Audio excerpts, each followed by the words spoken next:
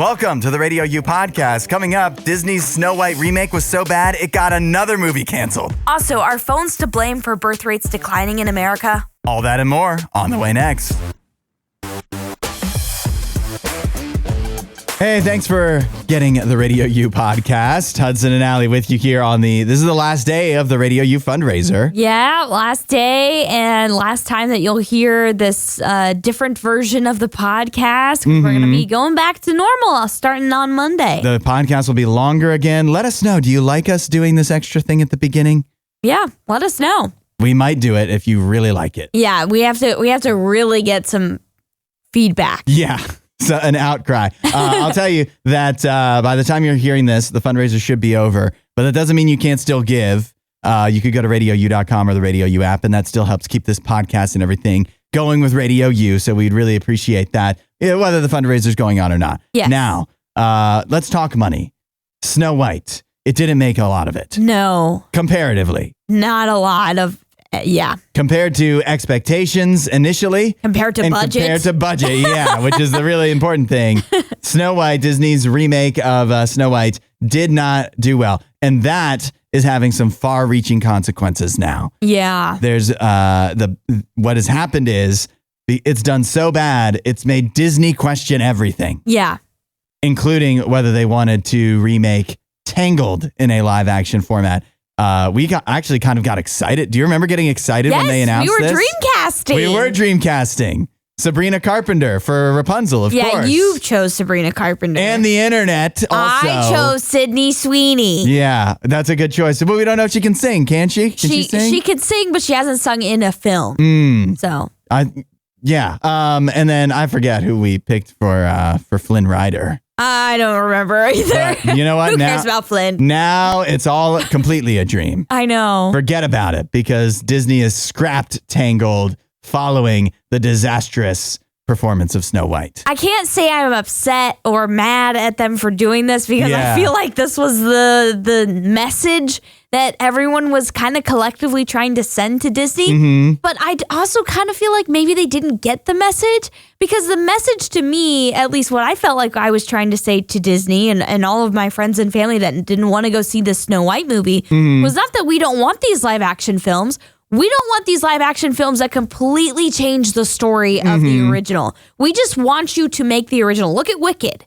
Wicked has been so successful. It is literally a carbon copy of the stage musical. We want that. That's what we want. And so I feel like maybe the message was kind of gotten, but also not. Maybe they're also just biding their time to be like, okay, they clearly don't want us to redo all of this and reimagine all of this. So maybe we need to rewrite it in a way that is just fitting the normal Tangled story. Yeah, I think that's I feel like we still very well could get a Tangled movie one day, a Tangled live action remake, especially when like Snow White sent some kind of message loud and clear. Yeah. But they do have to figure out what the message is because Mufasa just came out a couple months earlier and made a ton of money. Yeah. And Lilo and Stitch is about to come out. And I feel like wouldn't you expect that to make a ton of money? It might. I would think it's going to get a better reception than Snow White. Yeah. Well, that almost goes without saying. Yes. It would have to be really bad to not. It would have to be really awful. And it looks more, akin to the original. It's not going to do anything that's like flying in the face of the original. Yeah, that's right. That doesn't mean it's going to get creative. Yeah, it doesn't mean that it's going to be good or as good or a replacement. I don't think it'll ever live up to that. But I do think that they are hopefully getting the message that it's like, we love these characters, we love these movies, we love these princesses in the case of Snow White. So just give us a movie that, holds true to their character. And maybe without frightening dwarves. Yeah. Could be another key. Well, absolutely. I think that's one of the huge parts of why this was such a failure is like the dwarves thing was such a mess. Yeah, definitely a mess. Well, you know what? I guess I'll still hold out hope that we get Sabrina Carpenter's Rapunzel one day. I will say, I think I am going to go with my theory that they're rewriting it because the person that wrote the script for the Tangled live action was also the person that wrote Thor: Love and Thunder. Oh my gosh, a horrible movie. Yeah, I think we just dodged a bullet. Yeah. We can do better. We can do better. Definitely do better. Allie, I don't know if you've noticed, but people are having less children. I mean, I think we've all known that. Have you noticed in everyday life, you walk around and it just seems like there's less children around? I mean, for me, I probably don't feel that way, but I would imagine for those that have, lived a lot longer than I have, they're probably thinking that. There's been a wild swing over the years. But we have an interesting theory as to why, because it's very across cultures that there's been much less children being had over the last recent years. Vox has put out a recent article where they claim that it's just phones are to blame. Okay. Do you buy it? I don't know if I would just say there's a single culprit in this. I think there's lots of reasons. I think I know for me growing up, I was always told by my parents, your parents always want to leave a better place for you than what they had when they were growing up, or like they want you to have better circumstances than they did. I feel like at least here in the United States, it's been a situation where a lot of us younger people are accepting that might not be the case anymore. Yeah, I guess so. We're not getting the better deal. What a positive outlook you have. Right, than what our parents had. So I feel like that might have a factor in it as well. A lot of people feel like it's just not as great of an environment to have kids in anymore. That's also giving us all a lot of credit in our decision making. That we're all that so many people are taking having children that seriously. Yeah. They're like, I couldn't possibly until we have things sorted out. Well, there certainly are some people that aren't. There definitely are. But we have seen, as far as like if you're talking about unplanned pregnancy and stuff like that, we have seen those numbers go down, which I think is a good thing. Yeah. But now that's the phone. Yeah. Well, yeah, there's certainly reasons to think that there are just not as many kids getting in relationships and whatnot because of phones and just not being around other kids a lot. I think that Vox's theory makes a lot of sense because we spend so much time on our phones and so much of what you normally would get out of living life in person. Yeah. You're replacing with doing it on your phone. Right. And that includes doing it. And so at the end of the day. And so I think it makes a lot of sense. I think, again, it could be not the only explanation. I feel like we've fallen on harder financial times in the last decade or so. Yeah. And so that could be a part of it too. But there's other times where people were very poor and destitute and still kept on popping them out. Yeah, so I think the phone makes a lot of sense. Well, and maybe we have higher standards for ourselves now, right? Maybe. Like we're like, we need to be making a certain amount of money before we have kids. I don't like giving ourselves that much credit. I don't know about that. But hey, I know we've fallen on harder financial times, but you can still help out Radio U. Yes. Even if it's just a few dollars, RadioU.com or the RadioU app.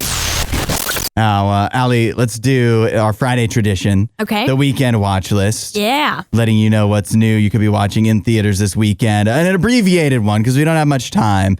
But also, this is a good week to have an abbreviated one because there's really only one movie I found worth mentioning. It is pretty big, though. A Minecraft movie is now in theaters. A mysterious portal pulls four misfits into the overworld, a bizarre cubic wonderland that thrives on imagination. To get back home, they'll have to master the terrain while embarking on a magical quest with an unexpected crafter named Steve. Minecraft movie starring Jason Momoa, Jack Black, Danielle Brooks, and Emma Myers now in theaters. It has a 51% on Rotten Tomatoes. Oh, yeah. I probably could have thought that was coming with like a mixed review. Yeah, maybe a little on the high end of what I was expecting. Really? Okay. But I think Alan French of Fandom Wire sums it up well. He says a Minecraft movie falls into the realm of Easter egg hunting first and storytelling second. Outside of Minecraft superfans, this one doesn't have much appeal. That stinks. It does feel like a little bit of a Jumanji-esque ripoff, the Jumanji remake. They definitely were pulling from that delving into that well. For sure. But I'm not a Minecraft super fan. That's not one of the games I've hardly played at all. Right. And so a lot of it is lost on me already.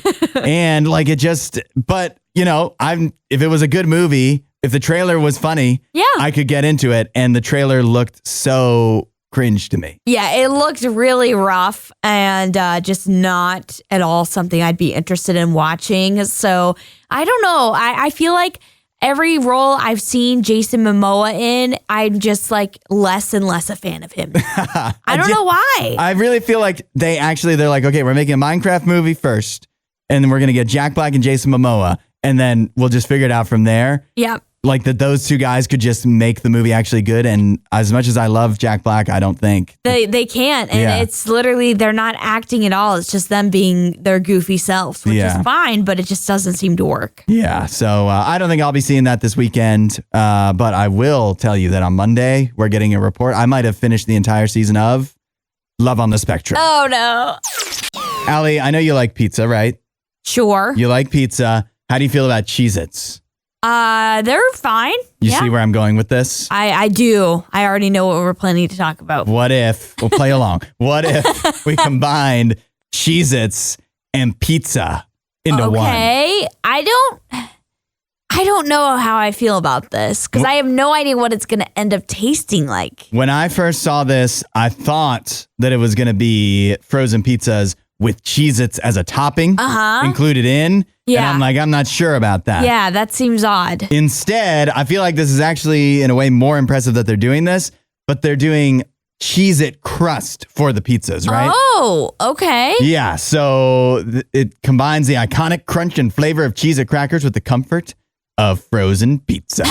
What is the brand? Is there actually like a brand? Is it like DiGiorno? What is this? I don't know. Or is it just Cheez-It? It looks like it's just Cheez-It. Yeah. And then if you look at the box, it says original Cheez-It flavored cracker thin crust. So I guess if you like a thin crust and then you just want to add a little Cheez-It dusting to it, I could see this working. I do like a thin crust, but I have no idea what this is going to taste like because I do like a thin, crunchy crust sometimes on certain pizzas.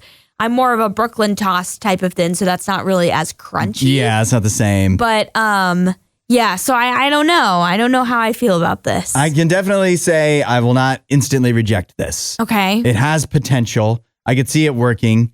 But what are the odds that you try this in the frozen pizza aisle and it becomes your go-to frozen pizza? Very slim. I don't buy frozen pizza at all. Oh, you're too good for that? Yeah. Yeah. I'll just say it. I am too good for that. You know what? With the price of the way frozen pizza has skyrocketed too, I might as well just go to Papa John's. I wouldn't go to Papa John's, but yeah. Are you too good for that too? Okay. Papa John's makes me sick for whatever reason. Pizza snob just walked in.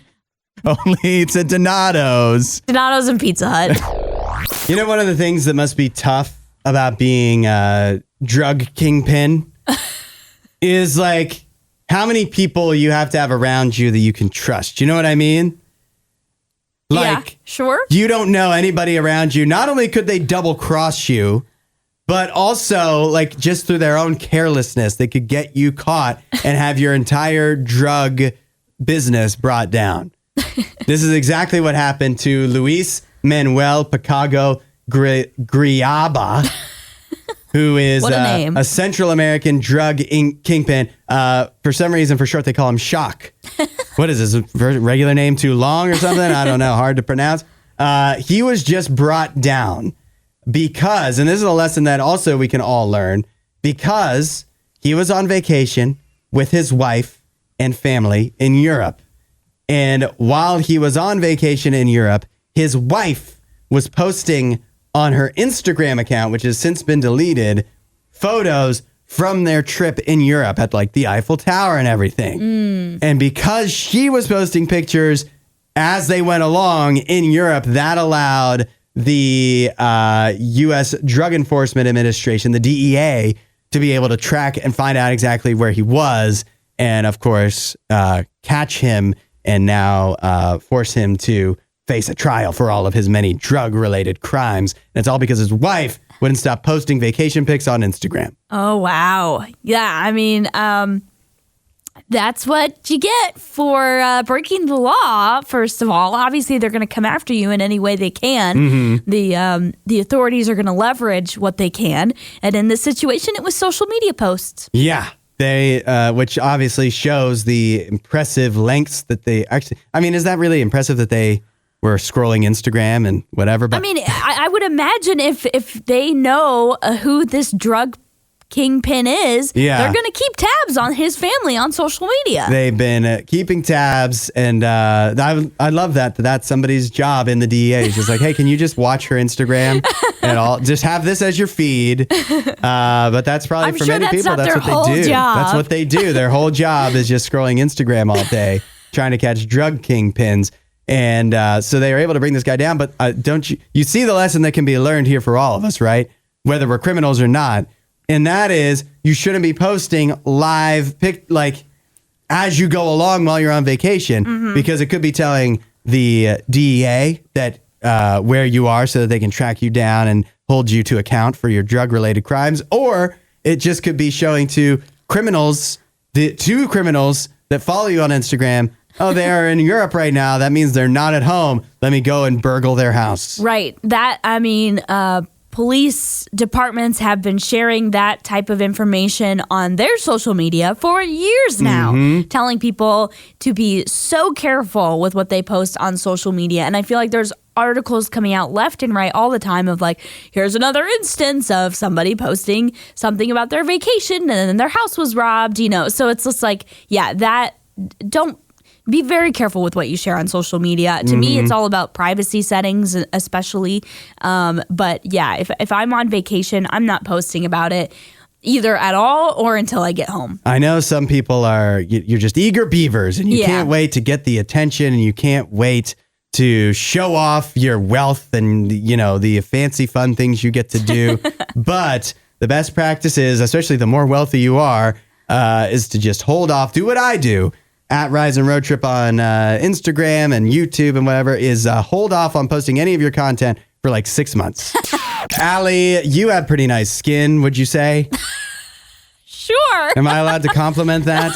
Okay. What's your secret? Do you have any secrets, any unorthodox things you do? I don't think I do anything unorthodox. I mean, I do I have like a small skincare routine. Okay. I try and wash my face every night. I definitely try and do face masks every once in a while. Yeah. Maybe like 2 or 3 times a week. And then I've got a nice face mask at home. Okay. I might put that on later. Okay. Yeah, you should. It looks like Michael Myers, but it's good for your skin though. Yeah, I'm sure that is. Yeah. No, I'm just kidding. But yeah, I have a little routine. So, and I have gotten compliments before. So thank you for noticing. Yeah. So you've never done the banana peel method? I don't know what that is. So no. The banana peel method, some are claiming it works like natural Botox. Oh boy. It's where you take a banana peel, the inside, of course, and rub it. So you eat the banana, I suppose, and then you take the peel and rub the innard of the banana peel all over your face. It's supposed to soothe your skin, brighten and tighten your skin as well. That is the claim that has been going around on TikTok. However, experts are coming along to say, no, that it's all in your mind. That doesn't do anything. I would think so. I don't think there's any way for like a natural Botox, because Botox literally like freezes your I don't even know what you want to call it, like if you want to call it wrinkles, veins. I'm not entirely sure how it all works, but it stops natural motion from happening on your face. And so I don't know if there is a natural way to do that, because it's not natural. That's very unnatural. So the theory is that the banana skin contains something called lutein, which is an antioxidant that can help brighten the skin and reduce the appearance of fine lines and wrinkles. However, according to Dr. Dave Riley, who is a head scientist at skincare company Absolute Collagen, he says that while it may be true that it contains that antioxidant, it will not be absorbed directly through application to the skin in this way, in a sense that it would make enough difference. Yeah. So you'd have to rub, I guess, you'd have to constantly have a banana peel on your face, possibly, to have even a hope of this doing anything for you. Yeah, this just sounds like one of those dumb new trends on TikTok, social media, whatever. That's like, try this thing. And like we talked not too long about like the navel pulling. Yeah. Or, all of the different ones that they come up with. And it's also funny to me, the people that are showing you these trends. It's like, girl, you already have a very nice firm face. Yeah. You're like 22 years old and you're rubbing this banana on your face. How do you think she got that way? From rubbing bananas on her face. She's 22, Hudson. No. I think, do you think the people that come up with these trends that really don't make a lot of sense, do you think that they're like doing their research and like, well, lutein, that's it. And like think they're really onto something? Or do they just did she just like see a banana peel lying around? She's like, I bet you I can get people to rub this on their face. I'll make something up. It'll work. You know, I look good. And so if I rub a banana peel, people will think that's my key. I kind of hope that's what it is. I really hope people aren't stupid enough to think that this actually works. And I hope it's more people just trying to troll someone. That would be, yeah. That's funny. Almost better, right? Yeah. I heard this, Allie, on Sparkle's show earlier this week as Valentine's Day fastly, is that a word? Fastly approaches. I think so. Some people may feel the pressure to find love. But, you know, how much is that actually worth? How much is finding love worth? One California company believes it is worth $1 million. We both did that. Yeah, the Dr. Evil thing. A company called 3 Day Rule, based out of Los Angeles, has launched their program called $1 Million Matchmaking, where they claim for 3 people, this is so intense of an operation, they can only accept 3 people. For $1 million each, they will find you your soulmate in a year. Okay. And so what does that include? It doesn't just include, you know, consulting with you on what you hope to find, what your soulmate feels like in your mind. But also like they'll sift through all of the dating apps, I'm sure, and all the different various other areas that a soulmate could exist, which is basically anywhere a single person is. And then it sounds like they will like train you on how to date when you go on dates and stuff like that. Like basically whatever you need, but they'll set you up on all these dates. And then it's just up to you to see if you click with the person. Yeah.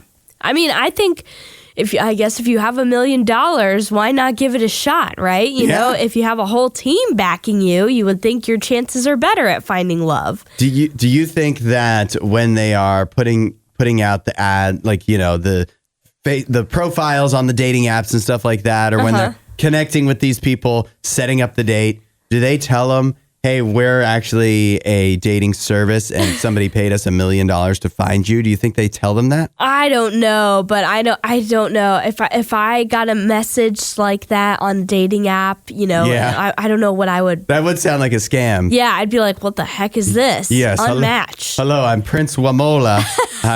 I've been wired $1 million from Nigeria to find the perfect match on behalf of him.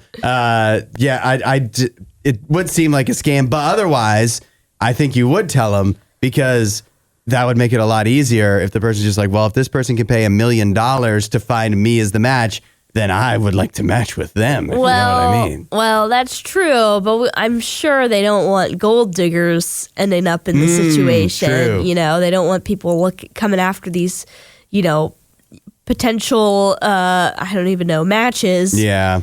That are just like wanting their money. That's probably why I got weeded out when I was on the dating apps. You got weeded out? Yeah, like if they sent me a thing that said $1 million, I said, okay, no questions asked, let's get married. So you got this message while you... Yeah, I did. When I was... It didn't really go very far. But like $1 million, this is... some would say that's crazy. Why would you pay so much? I'm married. Wouldn't I pay $1 million? If the choice was get divorced or pay $1 million, I don't have $1 million, but hey, I'd have to find a way, you know?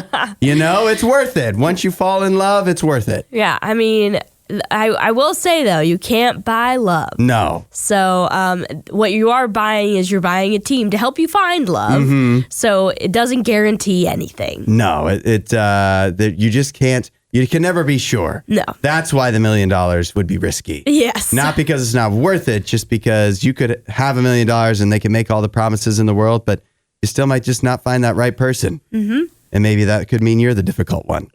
Yep. It could be your fault. Now, this story, if you haven't been following along, is crazy. The story of Onija Robinson. She is an American woman who has since become stranded, it seems, in Pakistan. Now, how did she get stranded in Pakistan? Well, she claims that she married a man virtually, that there's a man in Pakistan that she got married to. Some say like over a video call or whatever, that she had a relationship, married him, then went to Pakistan. And when he and his family saw her, they rejected her and said, no, we're not going through with this. And she's now staying in Pakistan. And not only that, but she is demanding, and this is how she's gotten into the news in Pakistan and now in the United States too. She's demanding that the Pakistani government give her money and housing and whatever. I guess because she says she's legally married, which I guess maybe makes her. I don't know how it works. Couldn't that just as easily make the guy an American citizen? I don't know. I guess if they were married in Pakistan, even if she was in the United States at the time, I don't know how it works. I don't even know if her argument is valid whatsoever. Right. But it is. She's clearly a character. Her claims to be son says that she is bipolar, which would contribute to this. And so he's going to Pakistan to try to retrieve her and bring her back to the United States where she belongs. Oh my goodness. Yeah, this is absolutely insane. I can't believe this. But basically what the family is claiming, because like you said, this has become a huge news story in Pakistan and on TikTok and all over now. But basically the family says that she catfished their 19-year-old son. Okay. She is in her 30s. Yeah. So she used what they claim to be a filter whenever they did phone calls over FaceTime, whatever. And it made her look different than what she actually looks like. Yeah. So when she did show up to their house, they rejected her and refused to even let her in their home. Apparently, she camped out at their house for days. And then, it's just been an unraveling mess in Pakistan because of this. And the local media is eating it up. She had, a press conference with a local humanitarian. Oh, my gosh. And was, sharing about how she wants to improve the conditions for the homeless in Pakistan. And, she wants the government to give her $100,000 so she can be the person to do this. Oh my gosh. It's insane. Yeah. It's insane to say the least. You can understand, obviously, if the claims are true that mental health is an issue in this situation, that makes it all the more sad and more complicated and explains a lot. Right. Even if not, imagine, and even if it's true that she was catfishing this guy and was fake the entire time, imagine getting married to somebody, flying to their country, thinking you're going to live with them, and you show up at their door and they're like, actually, no. You can understand why even if you were completely mentally healthy, that could be a breaking point for you. Right. Where you're but wait a minute. We just got married. We made an agreement here. So I guess whatever the explanation, it's understandable why she seems to have flown off the handle, but obviously the preferred outcome is she returns back to the United States and gets some help that she clearly needs. Yes, hopefully her son is able to do that. Apparently he is appealing to the government to help get plane tickets or whatever. So hopefully this figures itself out. I wonder what the government of Pakistan thinks. Are they let's get rid of this lady ASAP? Or are they well, it's fun to have something interesting happening. So it's almost like a court jester. Distract from the other problems that we may have here. I don't know what's going on in Pakistan, but this at least we'll do this other stuff while everybody's paying attention to her. Offers some entertainment, some sad entertainment, as you said. So hopefully it gets itself sorted out and she ends up in a better place, both mentally and physically. I will say, as long as it continues on, though, I'm here for the drama. I'm here to watch it all play out. However it goes. Now, Mr. Beast, remember how we talked about a while ago? He was renting out the Egyptian pyramids. Yeah, I saw he came out with that video for it. Yeah, I thought it would. I don't want to. I'm not being critical, but for all the money he spent and whatever, I wish it was more interesting. Yeah, that's the thing too. I also was a little disappointed. I was I thought it was going to be better than this. And is Nolan so annoying? Is Nolan in the video? Yeah. Yes. Yeah, Nolan's the worst. Okay, so Mr. Beast, he needs to up the ante. He just bought several days with the Egyptian pyramids, and he made, by his standards, a fairly mediocre video. So he's got to do something bigger and better next time. Yes. One of his ideas, he just said to none other than Shaquille O'Neal on Shaq's podcast, The Big Podcast with Shaq. He says he might try to break Shaq's Walmart shopping spree, quote unquote, record. It's not, I don't know if it's a real record, but the story goes that when Shaquille O'Neal was traded from Phoenix to Miami, like to the Miami Heat, he went on a Walmart shopping spree that totaled $70,000 that he spent at Walmart. And so Mr. Beast is like, I want to buy out a Walmart, rent out a Walmart, and do the try to recreate and beat your shopping spree. Shaq says he might not be able to because Walmart won't let him. Yeah, apparently Shaq tried to do this. Shaq tried in 2005 after Hurricane Katrina to go to a Walmart and buy everything for people, and the Walmart wouldn't let him.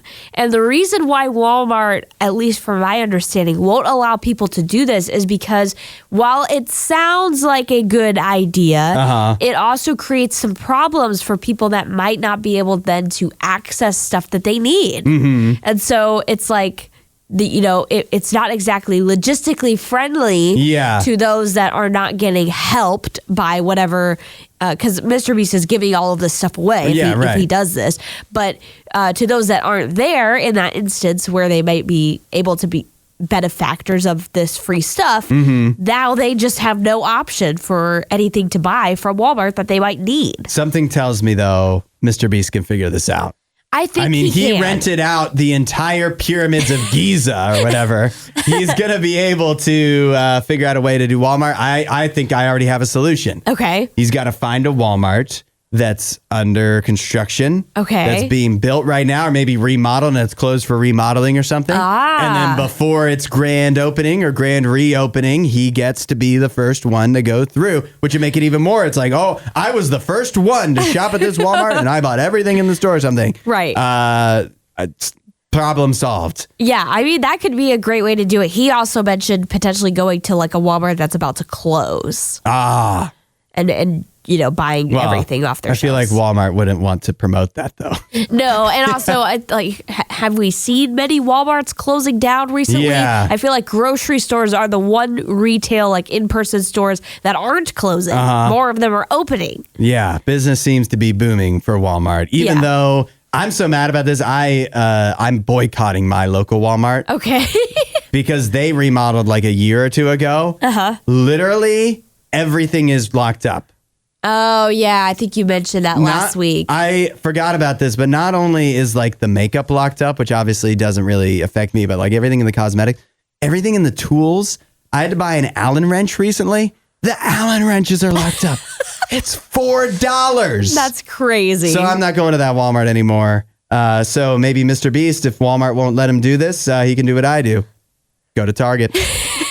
Yeah, just try a different store. Yeah, Walmart, you don't want this advertisement because you think it's not logistically feasible. What about the people that want to shop at Walmart while I'm doing the video?